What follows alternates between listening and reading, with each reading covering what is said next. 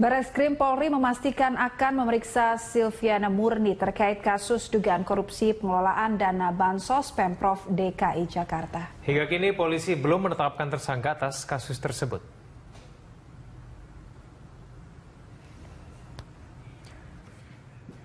Hal tersebut disampaikan oleh Kadif Humas Polri terkait dengan rencana pemeriksaan Silviana Murni. Dari beberapa petunjuk kasus ini mengarah kepada Ketua Kuarda Pramuka tahun 2015 yang saat itu dijabat oleh Silviana Murni. Calon Wakil Gubernur DKI Jakarta itu diduga mengetahui pengelolaan dana Bansos pada tahun anggaran 2014 hingga 2015 pada Kuarda Gerakan Pramuka.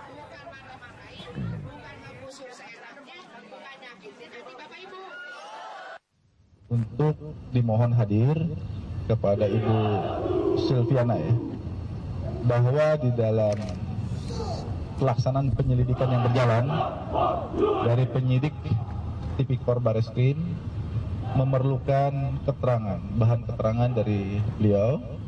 Dimohon tentu seingat saya itu hari Jumat untuk hadir untuk dapat memberikan keterangan, informasi sepanjang yang beliau ketahui. Kalau yang menjadi objek penyelidikan itu berkaitan dengan dugaan tindak pidana korupsi berkaitan. Pemirsa, usai menjalani sidang lanjutan ke-6 terkait dugaan penistaan agama, Gubernur Nonaktif Jakarta Basuki Cahayapurnama kembali menyapa warga di Rumah Lembang, Menteng, Jakarta Pusat. Informasi selengkapnya kita akan bergabung dengan reporter Friendly Sagala dan juru kamera Gerald Duitama. Selamat siang Friendly, bagaimana jalannya kegiatan kampanye Ahok di Rumah Lembang? Selamat siang Wiki, hari ini Gubernur DKI Jakarta Basuki Cahayapurnama masih melakukan kegiatan kampanye di Rumah Lembang Menteng Jakarta Pusat. Dan tadi di Rumah Lembang, Ahok membahas seputar debat kampanye ataupun debat Cagup dan Cagup yang diselenggarakan oleh KPU DKI Jakarta pada pekan lalu, di mana kita ketahui juga pada saat debat tersebut Cagup nomor urut 3 Anies Baswedan ini sempat menyinggung kepemimpinan Ahok yang dianggap tidak pro rakyat miskin dan juga tidak fokus kepada pembangunan manusia dan hanya fokus kepada pembangunan infrastruktur. Untuk itu tadi Ahok di depan warga Lembang yang hadir hari ini menyampaikan beberapa visi misi kembali dan juga menjelaskan beberapa program kerja yang akan diusungnya bersama Jarod Saiful Hidayat untuk mematahkan argumen dari Anies Baswedan tersebut. Tadi Ahok menekankan bagaimana visi misi Ahok Jarot yang diusung kali ini adalah sangat menunjukkan ataupun sudah tergambar jelas bahwa mereka tidak fokus hanya kepada pembangunan infrastruktur saja, namun melalui berbagai program dilaksanakan selama 4 tahun belakangan. Ini Ahok menyatakan bahwa Ahok dan juga Jarot ini fokus kepada pembangunan manusia, yaitu dengan menjamin kesejahteraan masyarakat melalui ataupun menjamin otak, perut dan juga dompet dari masyarakat DKI Jakarta ini terpenuhi. Dan kemudian Ahok juga mengatakan bahwa melalui program kerja seperti pemberian jaminan sosial, jaminan pendidikan, serta pemberian ataupun jaminan layanan ataupun rumah yang layak dihuni, ini sudah menunjukkan bahwa Ahok dan juga Jarot ini telah memberikan sesuatu hal yang sangat berorientasi kepada masyarakat. Selain itu di hadapan warga, Ahok juga tadi sempat menjelaskan mengapa dalam debat kampanye kemarin yang dilaksanakan di Bidakara, ini Ahok dapat tampil tenang dan juga tampil baik, di mana ia menjelaskan bahwa saat debat ia mengosongkan pikirannya dan juga memposisikan dirinya sama seperti cagup-cagup lain, yaitu ia tidak menganggap dirinya sudah pernah menjadi gubernur sehingga dia dapat menjawab semua pertanyaan yang dilontarkan dan dengan baik. Dan berikut pernyataan selengkapnya dari Basuki Cahayapurnama. Jadi tahu nggak kenapa? Kadang-kadang saya ditanya dari orang, kenapa Bapak bisa duduk dengan tenang? Dengan kiri kanan ini yang cuma ngomong akan karena ada bukti. Kok Bapak masih bisa tenang? Saya berpikir gini, cara berpikirnya nih. Saya ini gubernur loh sekarang, masih sampai Oktober 2017, dan saya sudah kerja 4 tahun lebih dengan bukti-bukti yang jelas dan terukur. Kok bisa lihat kiri kanan yang baru mau jadi gubernur, agak pengalaman jadi kepala daerah, programnya nyontek program saya, karena diganti-ganti, kok saya bisa terima. Nah, saya waktu duduk itu saya begini coba, dalam debat ketemu calon yang lain, saya mengosongkan diri saya yang gubernur menjadi sama dengan mereka seolah-olah sebagai calon gubernur saja, supaya saya nggak merasa saya udah kerjakan semua. Demikian Wiki. Ya, Friendly, lalu bagaimana antusiasme warga yang saat ini hadir di Rumah Lembang untuk menemui Ahok? Antusias masyarakat yang hadir di Rumah Lembang Menteng Jakarta Pusat ini sangat luar biasa sekali, Wiki. Apalagi memang tadi Jarod Saiful Hidayat juga menyempatkan untuk hadir menyapa warga bersama Ahok.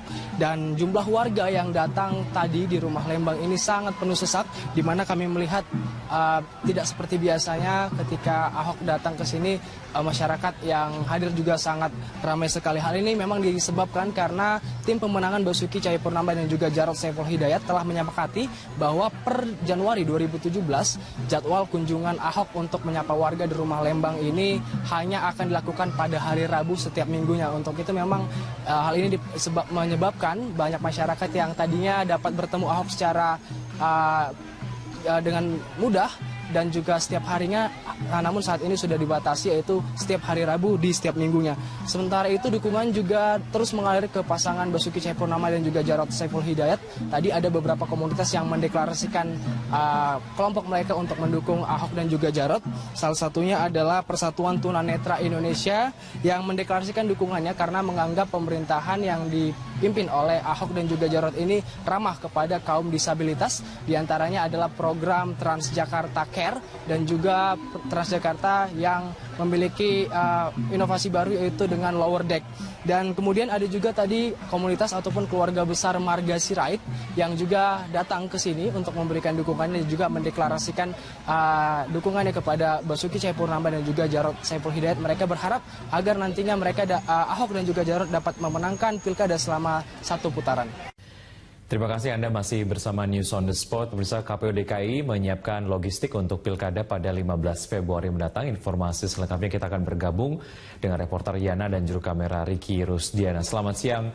Yana, ada satu hal yang menarik terkait dengan penghitungan suara di pilkada Februari 2017 mendatang. Bagaimana sistem kerja ataupun penjelasan terkait dengan sistem real count ini, Yana?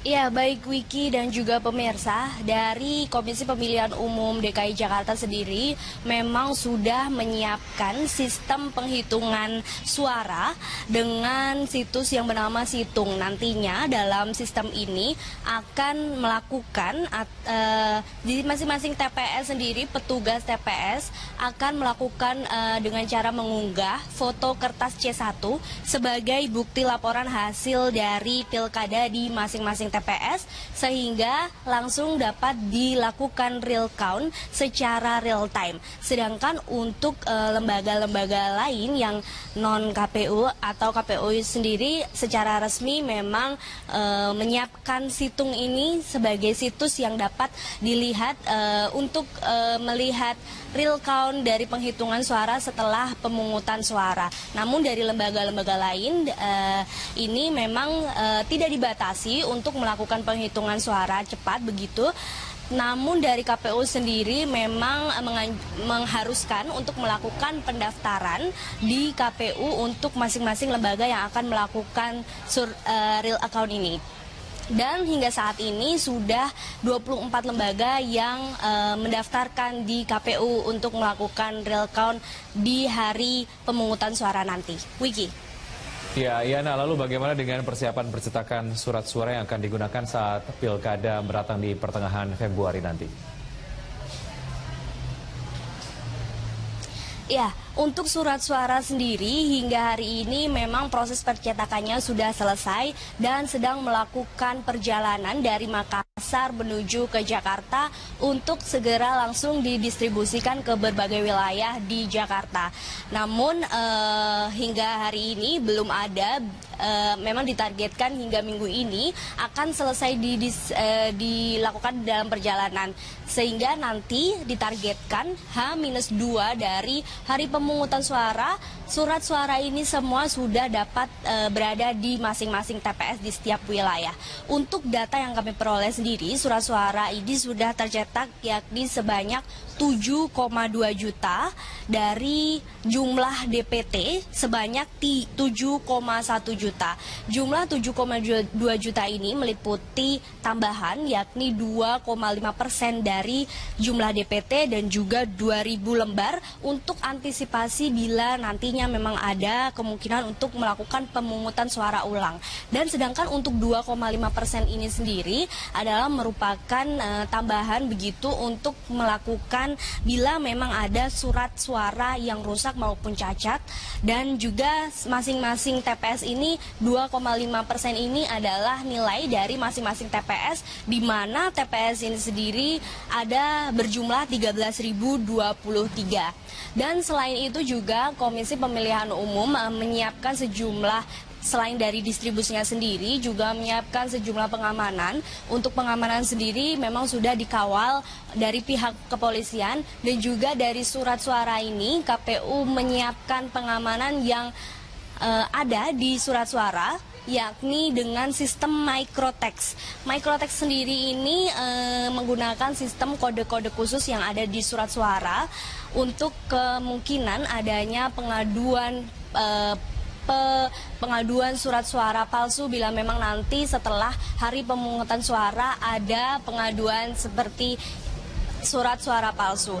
Dan kemudian Komisi Pemilihan Umum sendiri juga menyiapkan sejumlah template begitu untuk para penyandang tunanetra yang akan melakukan pemungutan suara sehingga mampu memudahkan penyandang tunanetra ini untuk melakukan pemungutan suara di masing-masing TPS.